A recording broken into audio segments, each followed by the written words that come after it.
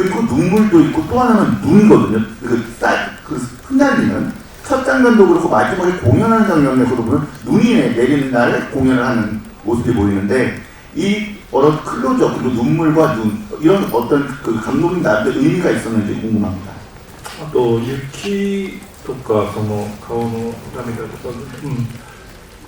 い、それはですね、そうですね、雪だけではちょっとなかなか語れなくて、こう雪と例えば血、雪の白さと血の赤さっていうことをこうメタ的なキービジュアルにカラーとして考えていて、雪の白さっていうのはまあ簡単には言えないんですけど、ちょっと死をイメージする。それはただ死ぬ、人間が死ぬっていうことだけじゃなくて、白いものが全てを覆い隠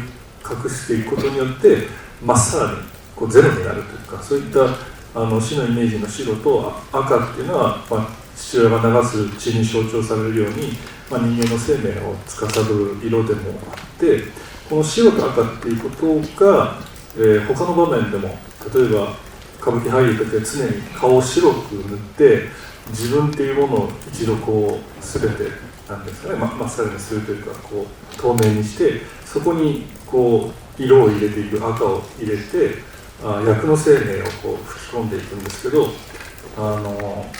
えば緊張した木久扇に俊介が来て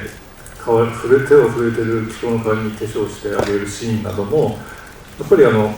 真っ白な顔の木久扇に俊介が赤を塗ってあげることによって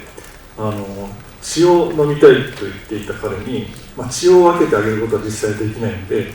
何かそういった赤を指すことで自分の血をこう分け与えるような、何かそういったイメージが湧くように、この息の白さ、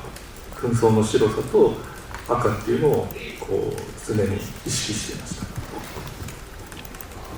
네, 그리고 두 번째 질문에 대해서는요, 눈에 대해서는 사실 눈 하나만으로는 좀 설명이 부족하고요. 기본적으로 눈과 피를 굉장히 중시해서 표현을 하였습니다. 눈은 흰 백색이고요, 그리고 피는 붉은색입니다. 그런데 이 눈의 흰색과 피의 붉은색을 이 영화의 메타 키 비주얼 컬러로 설정을 하였습니다.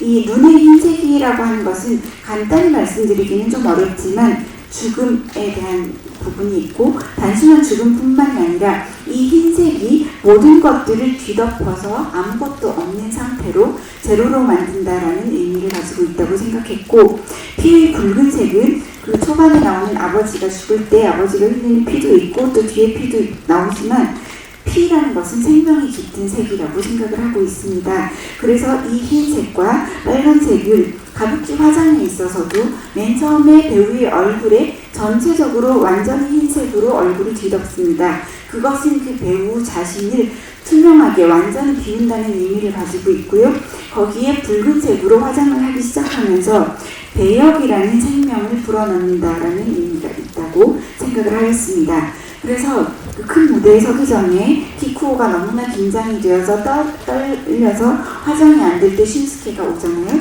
그때 슌스케가 화장을 도와주는데 하얗게 바른 그 키쿠오의 얼굴에 슌스케가 빨갛게 화장을 해줍니다. 그것은 내가 너의 피를 마시고 싶어라고 이야기하는 키쿠오에게